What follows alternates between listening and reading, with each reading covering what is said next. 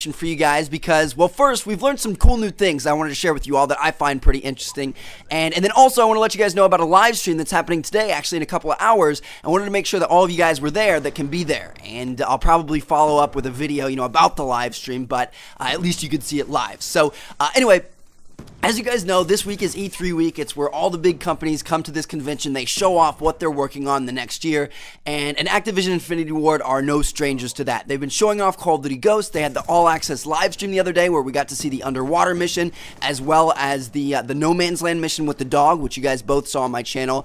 And then also they have a booth here at E3. It's a really, really cool booth. I don't have a picture because I got my phone stolen, but it's an awesome booth, and we actually learned something pretty important from this booth. So we learned what the mass event is that sends everything into chaos. As you guys know, like Mark Rubin and all these guys at Infinity Ward have been saying, oh yeah, there's this mass event in the campaign that just kind of, sends everything into dismay, and we never knew what this was, but we do now. And what it is it's the hacking of the Odin space station, and whoever hacks it is targeting the US with rods. That's all it said, was just rods. So they're going to shoot these rods down at major US cities, which is obviously going to do a lot of damage. I'm not sure if they're explosives or, whatnot, but their first target is New Orleans. So that is the mass event. We don't know who's behind the hacking yet, but we do know that's the thing that kind of sends everything into chaos and starts this war, and I'm assuming a lot of the fighting is going to be on US soil and things like that. So that is the mass event that opens up in the campaign. Now, other random information that we've got that's still pretty important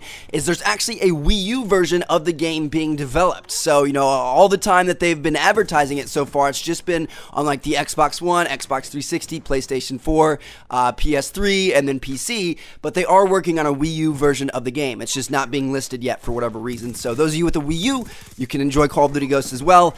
And then also Mark Rubin was in an interview with, I think, Eurogamer, and he confirmed that Call of Duty Ghosts is going to run in 1080p on both the Xbox One and the PlayStation 4, and it's going to be running on all platforms at 60 frames per second. So, obviously it's going to be the same really, really smooth, really, really good Call of Duty that we're all used to. And then we also learned about two in-game kind of features or new techniques. One is contextual leaning, and the other one is the new mantle system. So for contextual leaning, they said that the game detects a player's position in relation to an object, a corner or a dumpster, whatever it is, and it adjusts how far they lean accordingly, which is pretty cool. And then also with the new mantle feature, which you guys saw in one of the behind-the-scenes videos, you can kind of run up and there's no like awkward stopping motion. You just kind of float right over it, glide right over whatever you're trying to mantle. It said that players can actually keep firing their weapon with one arm as they jump over obstructions, using their other arm to kind of mantle over it or kind of, hop over it, whatever you want to say. So that's pretty cool. Now, when you mantle, if you're sprinting, I believe, then you're going to be able to shoot your weapon, which is awesome. But anyway, the last thing I want to leave you guys with is the Call of Duty Ghosts live broadcast on Twitch this afternoon. It's starting at 10:30 a.m. Pacific time, which is 1:30 p.m. Eastern time, and I believe that's 6:30 p.m.